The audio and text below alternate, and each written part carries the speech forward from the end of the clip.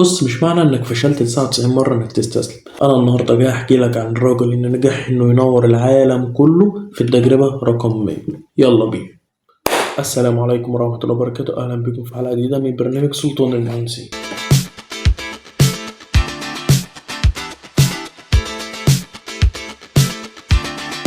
ازيك يا صديقي، عامل ايه؟ سنة 1847 في ولاية اوهايو في امريكا اتولد بطلنا وهو توماس الفا اديسون. اديسون يا صديقي كان مختلف حبتين. تقدر تقول كده ان هو كان قبل اي حاجة كان بيقعد يسأل نفسه ليه وازاي وايه اللي يخليه نعملها احسن. والمدرسين بدأوا يقولوا عليه ان هو فهمه بطيء او فهمه تقيل شويتين، بس الراجل ده كان بيحب يفسر الحاجة بالظبط. وهنا أمه آمنت بيه وقعدته من المدرسة وعلمته هي، ودي كانت بداية شرارة توماس إديسون. بص يا صديقي، طفولة توماس إديسون كانت مختلفة حبتين. يعني الراجل ده كان بيقعد يفتح الجهاز ويشوف إيه اللي جواه، يقعد يفهم في الكيمياء ويجرب بإيده، يقعد يخلط مواد ببعض، يفهم شوية في العلوم في الكيمياء. كان مختلف شويتين وكان بيحب يشتغل بإيده أكتر من إنه يشوف نظري بس. الراجل ده من كتر ما هو كان مختلف في طفولته كان عنده 12 سنة وراح اشتغل في القطر عشان يساعد أسرته. كان بيشتغل في القطر بقى، كان بيشتغل بيوزع حلوى وبيوزع جرايد. الراجل ده كان ذكي شويتين، من صغره قدر يستغل الفراغ اللي كان في عربية الشحن وقدر يفتح فيه معمل بسيط كده لنفسه، معمل متنقل. كان بيجيب حاجته الكيميائية والمواد بتاعته ويقعد يشتغل ويجرب. لكن في مرة من المرات الموضوع قلب جد شويتين، حط مادة على مادة تانية والمادتين دول كانوا قابلين للاشتعال وعمل انفجار بسيط في العرب، والناس فضلت تصوت وتزعق، وهو اتطرد ومدير القطر طرده أصلا من القطر، ولكن هو مندمش ولا زعل.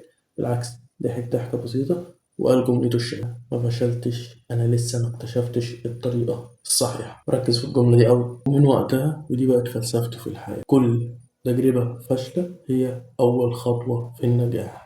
كوباية الشاي بتاعتك بقى يا صديقي، ويلا بينا نتكلم عن إنجازاته شوية.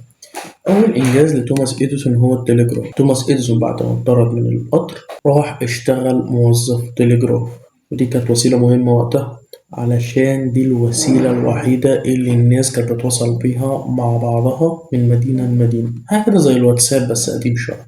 دول توماس إديسون خلاه يقعد مع الجهاز ويسمع إشاراته ويترجمها لرسائل واحدة واحدة. وهنا جات له الفكرة على طول إن الجهاز ده بطيء جدا. لما حد بيقعد يبعت رسالة الإنسان بيروح يبعت الرسالة بتاعته ويبعت، وعما توصل بيبقى بطيء جدا جدا جدا. هنا جات له الفكرة وقال: ليه ما نخليش الجهاز هو اللي يبعت الرسائل من تلقاء نفسه، يبقى أوتوماتيك. واخترع الجهاز وهو تليجراف أوتوماتيك. طبعا الجهاز ده وقته كان سريع جدا مقارنة بكل الأجهزة وقتها. نقدر نقول إن أول اختراع ده هو اللي فتح الباب لتوماس إديسون في كل اللي جاي. يعني مثلا هو السبب في إنه يتعرف وسط رجال الأعمال الكبار، وهو السبب إنه بدأ يدخله دخل محترم عشان يفتح بيه المعمل اللي هيبدأ فيه كل إنجازاته.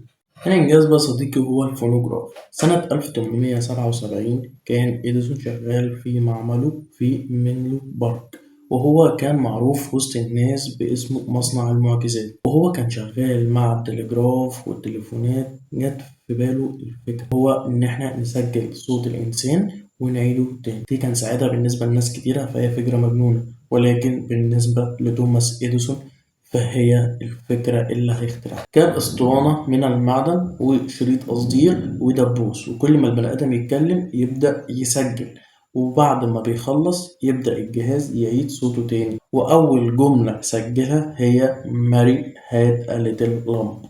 ومرة واحدة الجهاز عاد الصوت تاني بصوت إنسان آلي غريب جدا. اكتشف توماس إديسون الفونوجراف. تالت إنجاز بقى يا صديقي واللي اتشهر بيه توماس إديسون وهو المصباح الكهربائي. في عز ما الناس كانت عايشة على ضوء الشموع واللوند الجاز، توماس إديسون عدى ب99 تجربة فاشلة للمصباح الكهربائي، بس كل مرة كانت بتفشل كان بيقول: أنا لسه ما اكتشفتش الطريقة الصح لعمل المصباح الكهربائي. وفضل هكذا، مرة الفتيلة تولع، مرة اللمبة تنفجر، مرة كهرباء شغال زي ما هو عايز لغاية ما وصل للتجربة رقم 100 ونجح فيها، وهنا اخترع المصباح الكهربائي. رابع إنجاز صديقي وهو محطة توزيع الكهرباء. هنا توماس إديسون قال لك طب احنا اخترعنا اللمبة، النور هيوصل لها ازاي؟ فابتكر فكرة إن هو يعمل محطة توزيع كهرباء، وبالفعل كانت أول محطة توزيع كهرباء في نيويورك سنة 1882 قيدت على يد توماس إديسون. ومن هنا بدأ العالم كله يبتكر نفس خامس إنجاز لي يا صديقي وهي الكاميرا السينمائية. الراجل ده من كتر حبه للابتكار والاختراع اخترع جهاز بيعرض صور متحركة. هنا كانت بداية السينما. وهنا أقدر أقول لك يا صديقي إن دي نهاية الجزء الأول من حلقة توماس إديسون، وانتظرونا في الجزء الثاني. وما تنسوش كان معاكم سلطان المهندسين بنحفر في الماضي علشان نبني المستقبل.